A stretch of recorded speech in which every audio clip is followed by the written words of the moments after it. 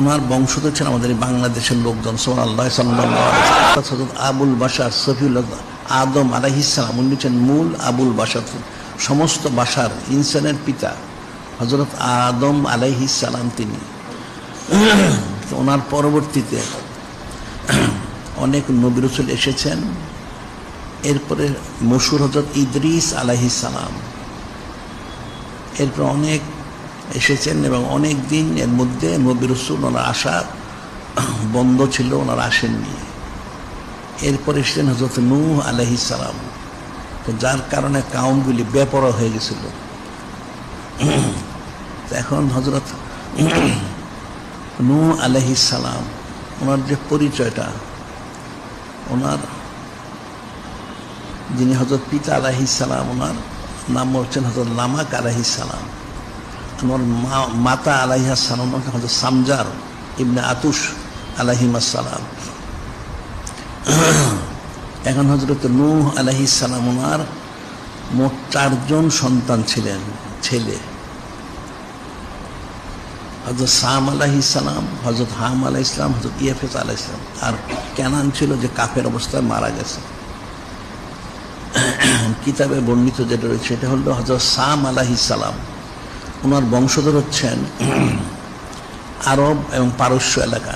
ওনার হচ্ছেন হযরত সাম আলাইহিস সালাম বংশধর। হযরত হাম আলাইহিস সালাম বংশধর হচ্ছেন আফ্রিকা এবং আমাদের এই এলাকা, এই হিন্দ এলাকা, এখানে এই এলাকাগুলি হচ্ছেন হযরত হাম আলাইহিস সালাম ওনার বংশধর।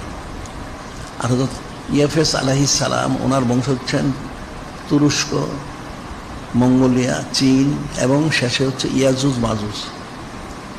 আর কেনান তো মারা গেছে। এখন আমাদের এলাকায় হযরত হাম আলাইহিস সালাম ওনার যে বংশধর এসেছেন, ওনার 6 জন সন্তান ছিলেন, ছেলে। প্রথম যিনি ওর নাম ছিল হযরত হিন্দ আলাইহিস সালাম, হযরত হিন্দ আলাইহিস সালাম। এমনি সাধারণত হিন্দ শব্দের অর্থ হচ্ছে মাসুক। হিন্দ শব্দের একটা হচ্ছে মাসুক, আর হচ্ছে তিল, মাসুক। 6 জন সন্তানের মধ্যে প্রথম হযরত হিন্দ আলাইহিস সালাম। উনি এই এলাকায় এসেছেন, ওনার 4 জন সন্তান, তার মধ্যে দ্বিতীয় সন্তান হযরত বং আলাইহিস সালাম। ওনার দ্বিতীয় সন্তান হচ্ছেন বং আলাইহিস সালাম। ওনার বংশধর ছিলেন আমাদের বাংলাদেশের লোকজন সুবহানাল্লাহ সাল্লাল্লাহু আলাইহি ওয়াসাল্লাম। এটা পূর্ববঙ্গ পশ্চিমবঙ্গ বলা হইতো বং আলাইহিস সালাম। এখান থেকে আল সংযোগ হয়ে বাঙ্গাল, বাঙ্গাল থেকে বাঙালি। তারপর হচ্ছে হযরত নূহ আলাইহিস সালাম, ওনার যে আওলাদ হযরত হাম আলাইহিস সালাম, ওনার আওলাদ হযরত হিন্দ আলাইহিস সালাম, ওনার আওলাদ বং আলাইহিস সালাম, ওনার বংশধর সুবহানাল্লাহ। যারা এই এলাকার,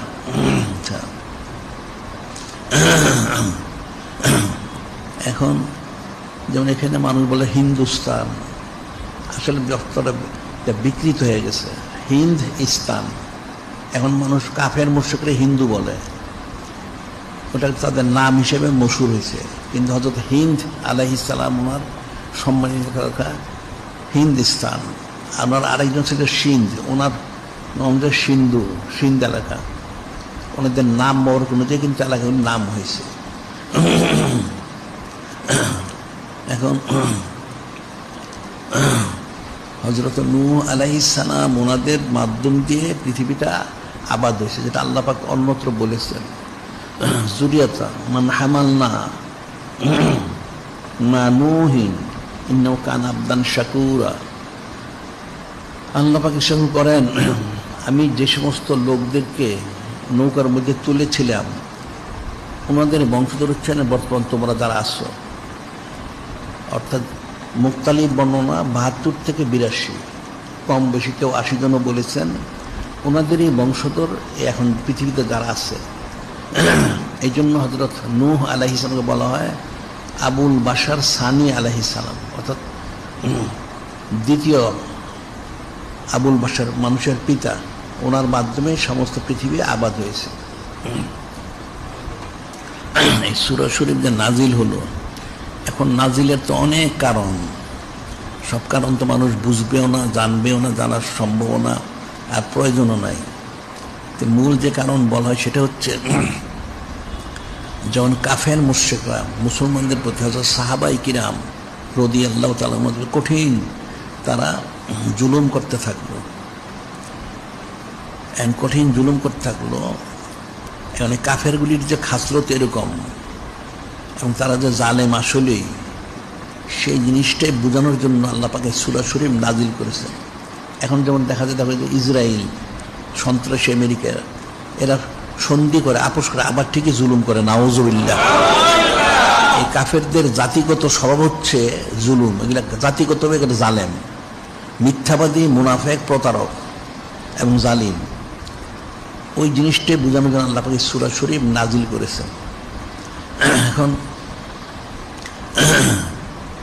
কিতাবে বর্ণিত রয়েছে যে হাসরের ময়দানে স্বয়ং নূরে মুজাসসাম হাবিবুল্লাহ সৈয়দুল মুরসালিন ইমামুল মুরসালিন খাতামুন নবীন হুজুর পাক সাল্লাল্লাহু আলাইহি ওয়াসাল্লাম তিনি এই সূরা নূর শরীফ তেলাওয়াত করবেন। সুবহানাল্লাহ সাল্লাল্লাহু আলাইহি ওয়াসাল্লাম কেন করবেন? যেটা বলা হয় যে হাসরের ময়দানে তো সমস্ত নবী রাসূল আলাইহিস সালাম থাকবেন, ওনাদের উম্মতরাও থাকবে, তো সবাইকে তো ডেকে আনা হবে। এখন উম্মত তো অধিকাংশ হচ্ছে কাফের, এরা তো চৌচারা কিলোকাল করবে, এরা অস্বীকার করবে যে আমাদেরকে ওনারা হযরত নবী এবং রাসূল সাল্লাল্লাহু আমাদেরকে কোনো আদেশ করেননি, নিষেধ করেননি এবং আমাদেরকে নসিহতও করেননি। নাউজুবিল্লাহ। কারটা মিথ্যা কথা বলবে?